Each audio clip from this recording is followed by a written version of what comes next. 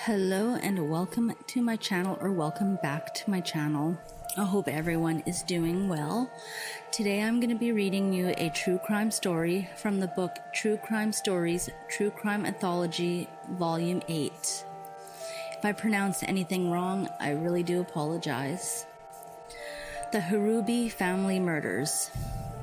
For most of the time they were together, the Hruby family was a tight-knit unit that prized hard work. John, the family patriarch, who was 50 in 2014, was a lifelong Oklahomian who was descended from a long line of newspapermen. His family owned the Duncan Banner until John sold it in 1997 for a nice profit. He then bought the Marlow Review in 2007 and the Comanche County Chronicle in 2013, updating those papers' technology to keep them in line with the 21st century. John's efforts were successful as the two papers saw immediate turnarounds. John's interest in the newspaper business, though, was a family affair, as he worked alongside his wife Joy, nicknamed Tinker, and planned to bring his son Alan and daughter Catherine into the business after they graduated from college. Besides the profits he made by turning around languishing local newspapers, John was also the vice president of the Oklahoma Press Association.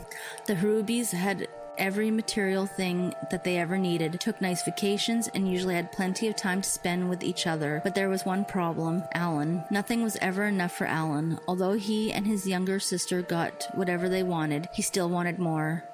Alan liked to brag to his friends in college about all the money his family had, and that one day he would inherit all that money. He liked to spend lavishly on his friends, not because he was thoughtful, but more so that he wanted to be seen as important. Alan was described by those who knew him as not particularly bright and lacking in any real ambition. He was more concerned with partying and going out for expensive dinners in college than he was in studying.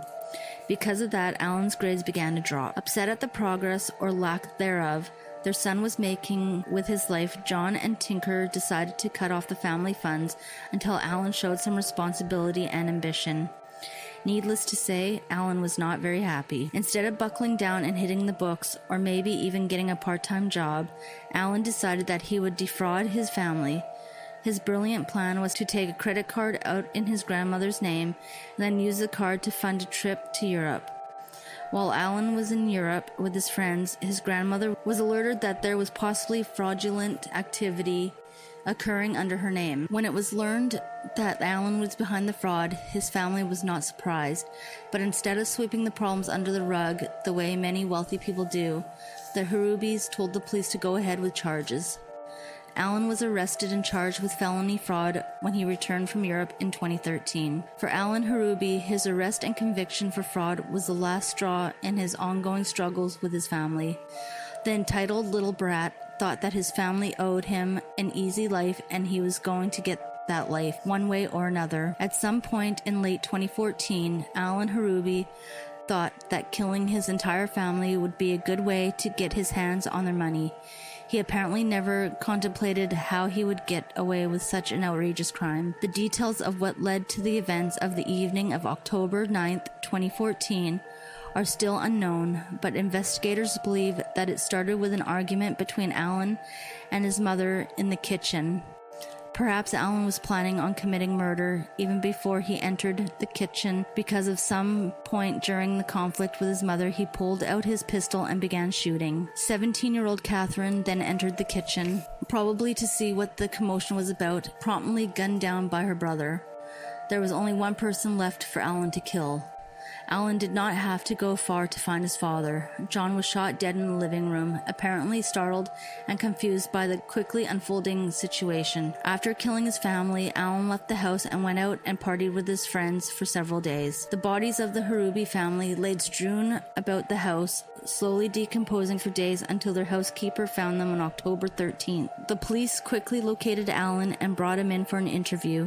He denied the murders at first, but after several hours of interrogation, he broke down and confessed. Alan Hruby was then charged with 3 counts of capital murder and faced the death penalty. Oklahoma is one of the few states that regularly execute inmates and at Alan's age, he would surely get the needle if he were sentenced to death. Although the prosecution pushed for the death penalty, Alan's extended family pushed for life in prison with certain conditions. The conditions were that he would never discuss the case with the press, and he would never initiate contact with family members.